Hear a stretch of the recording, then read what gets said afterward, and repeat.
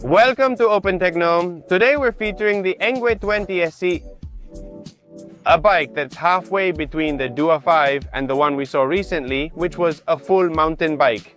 The Dua 5 was a city bike, very small, very easy to handle, pretty light. The one we saw recently was a full mountain bike.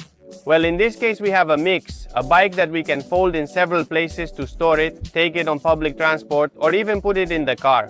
Also, we can run errands with this basket we have in the front. And on the other hand, we have knobby tires and comfortable suspension, even on the seat, so we can ride pretty comfortably. So for example, when we go down a path with rocks or hit a few bumps, just like the previous two, this is a bike that has a battery and an electric motor in the back with 250 watts to help us pedal. And, well, it makes our rides a lot easier.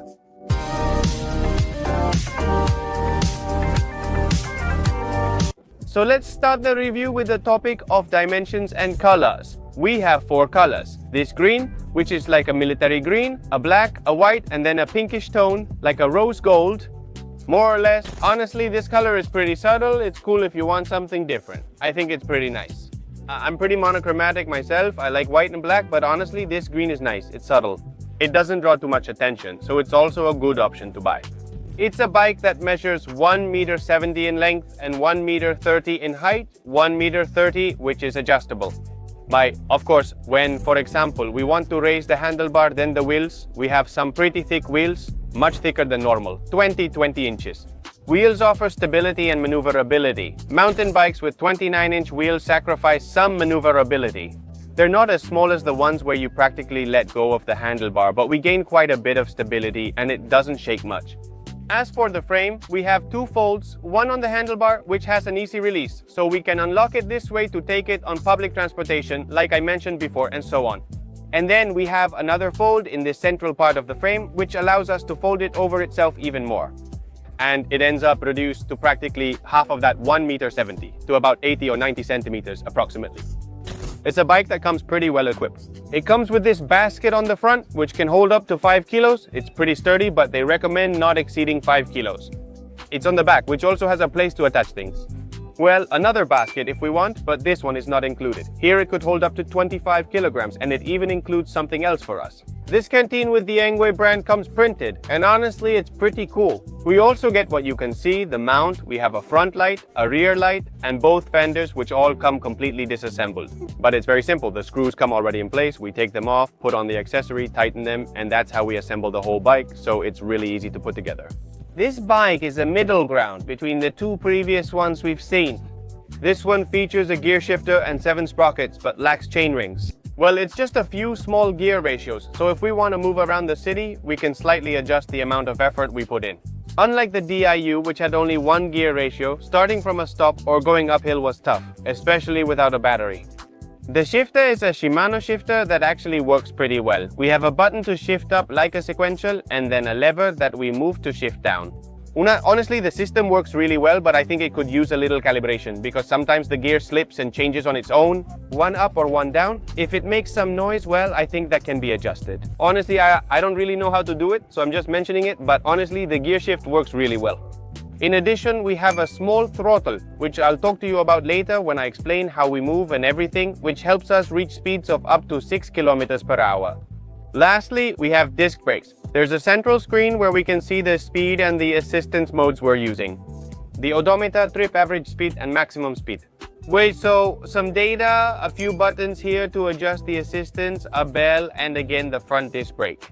The seat is actually very well finished. It has some white stitching in the center that gives it a very nice style. And finally, the battery, a battery that actually uses an interesting system. You'll see that we have a key with which we start or turn off the bike, and we also have to press it if we want to remove the battery. So it's very well integrated. We don't have to connect any cables. Just by inserting the battery, the connector would go on the bottom part. Weighing 31 kilograms, the bike has a good weight, beating the previous two in this aspect. It's quite heavy, which doesn't make it especially portable for carrying or taking it upstairs and so on.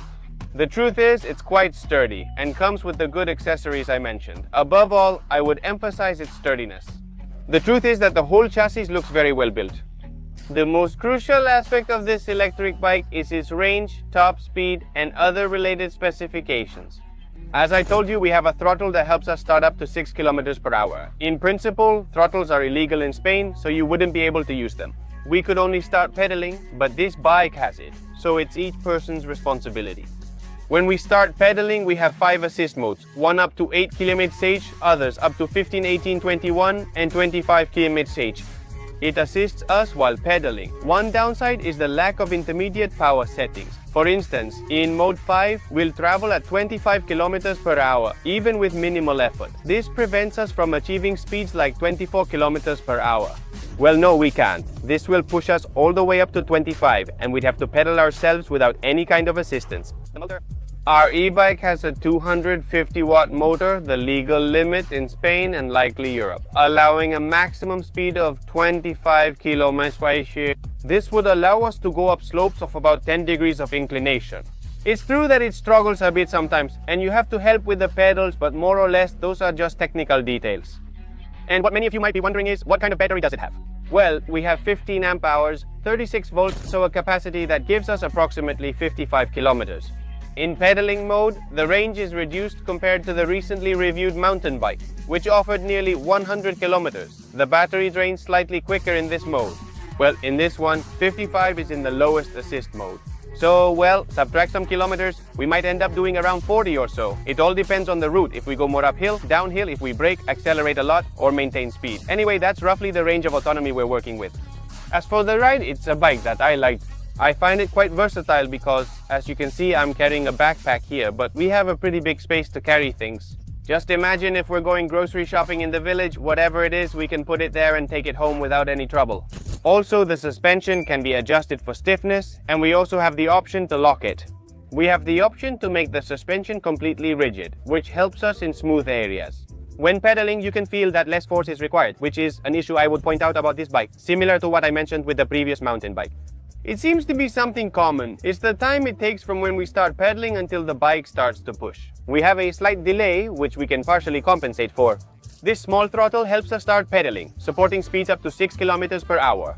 But it's true that if we want to start quickly, you can tell it takes a while from when we start pushing until the bike finally pushes us. It's a small flaw that maybe could be fixed through some parameter on the screen. However, the instructions don't explain how to manage this, so the options we have are very limited. Speaking of the screen, we have the option to access a menu where we can set whether we want the speed in miles or kilometers per hour. Or if we want to adjust the brightness, we have 3 brightness levels for the screen. The charging time for this bike from 0% to 100% would be about 5 hours. With the charger that comes with it, which you would plug in right here on the battery, a battery that, well, if you want, you can remove it from the bike and take it up to your office or home and charge the battery separately from the bike. So to sum up, I would say it's a pretty well-balanced bike in terms of mixing that city aspect and being able to take it through an area with a few more bumps or something a bit rougher. The stability we now have contrasts with the instability we experienced with the DU5. But however, it's not a bike designed at all for the mountains like the previous one was, for example. The summary would be that it's a very balanced bike for the city. So, having said that, now it's time to find out the price, of course, the price of these bikes. Also, I've told you several things, that it's very well built. I've told you that, well, it's compact, it has good range, we have a bike with certain features for carrying cargo and so on, and it comes with accessories. The bike will cost around 800 euros, whether purchased on Amazon or in the official store. It won't be a cheap option.